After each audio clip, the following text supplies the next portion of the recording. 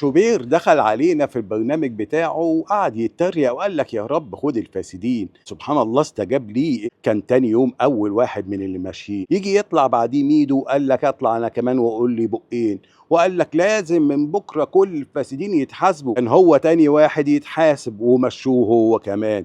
ولسه جاي في السكه كتير. كلنا عمالين نقول حق احمد رفعت، حق احمد رفعت ان مجال الرياضه يتطهر.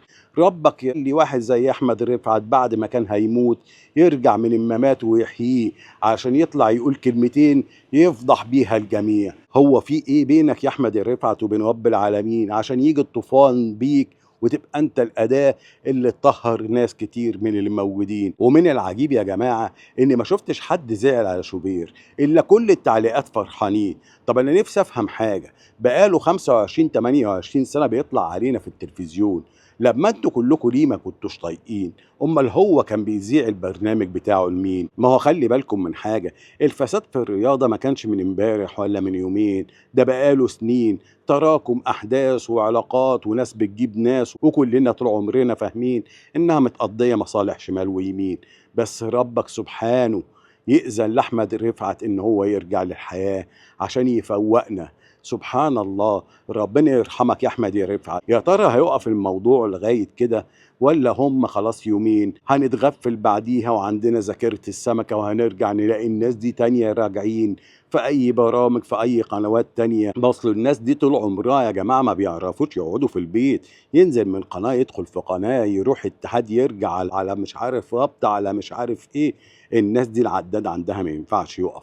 أتمنى ان يكون الآية لينا عظة، اتمنى ان تكون رسالة رب العالمين وصلت لينا وللمسؤولين. لازم من تطهير الفساد وصل للركب وكمان عدى المناخير. وارجع اقول الف شكر للمتحدة انها سمعت لآراء الناس. اهو كانوا بيقولوا السوشيال ميديا مش السوشيال ميديا، وايه هي داخله علينا كده ليه؟ هي دي اللي وقفت قدام الفساد وقالت صوتنا اهو، وانتوا كنتوا معاها متفاعلين. حد يصدق ان شوبير بعد ما كان قاعد وبيقولوا له تروح الام بي سي يقول لهم لا ده انا سلطان زماني، هم عنك يبقوا مستغنيين؟ وما ترجعوش تصدقوا الكلام بتاع اصل انا نفسي اقعد بالشورت والتيشيرت في الساحل. ايه الكلام ده؟